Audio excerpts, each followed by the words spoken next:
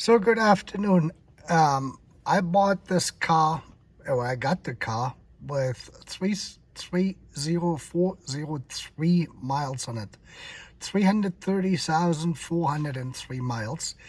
And if you remember this in the very beginning, I checked the oil rails on top there, the oil tube assemblies, and we checked the timing chain and we had good tension on it. But I said in that video, which was about 6-7 months ago, that we're probably gonna have to replace this. And that chain, as I had suspected, was put in at 240,000, 250,000 miles.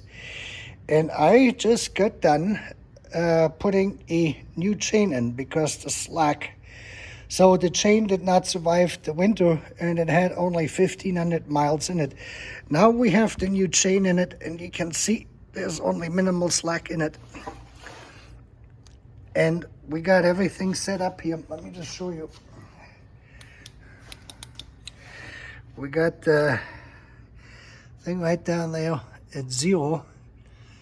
And we got the distributor at 0. Now, I wanted to show you something about the distributor. The distributor has an advance. And that advance has these flywheels here, these weights which fly out. You can see it. It pushes itself forward. It rotates clockwise, and it will advance this. And when I got this, this was stuck, and I had soaked that in WD-40 and then flushed it out, and now you can see it. The spring is probably still good, but what happened was when you service this here and this is stuck, it has to be the mark. If you can see this, both marks have to be here when you basically push it back. And what happened was the distributor was stuck here. So I had to take the distributor housing out and then rotate everything back in. So in the end position, you can see this down here. There is this little end thing here. Let me see. We can see this. Let me get this out of the way. This is difficult to see. This here, this part here, is the end stop, and this has to be right here. And when this is at the end stop, this is for your idle. That's why you're getting a rough idle, or that can be a good thing.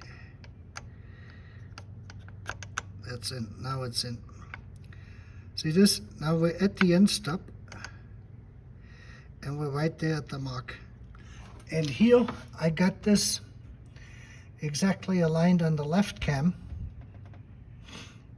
And on the right cam, we got a slight offset.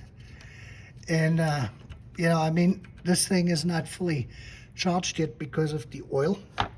But this is basically it. And I did what they suggested. I took out the rocker arms. So you can see this here. There's no rocker arms in it. And I'm going to show you this in a second. And that way, I was able to actually pull the chain in without worrying about this thing here at all, because you can then just simply rotate the shaft and to set this back to alignment. You get the one over there aligned, the distributor aligned, and your 0 mark aligned, and then you can freewheel this here, and you don't have to worry about bumping into the pistons when this backfires. So I have only now 2 things left. I'm going to reinsert the rocker arms, then rotate the engine 3 or 4 times over to make sure that everything is in place, and then we close it all off, and we're ready to go. And I'm going to make another video, theoretical video a little bit, because I went into my guide rails and into this whole thing here, into the abyss, as we call it, with a bore scope, and I can show you what we have there and how perfectly the new chain tensioner, you can see this, I cut the bolt off so I can just use this as a stud, and it is so much easier to get this in and out. And if we can see this, not quite, but we're sitting exactly against the pin where we need to sit at. And so that is perfectly aligned. The tensioner rail, that backside, does not have any scoring. And I'm going to show this tonight in the theoretical video with the pictures I got taken of this. And well, that's about it for the moment here. I will give you an update on how it is running later on. Okay, thanks.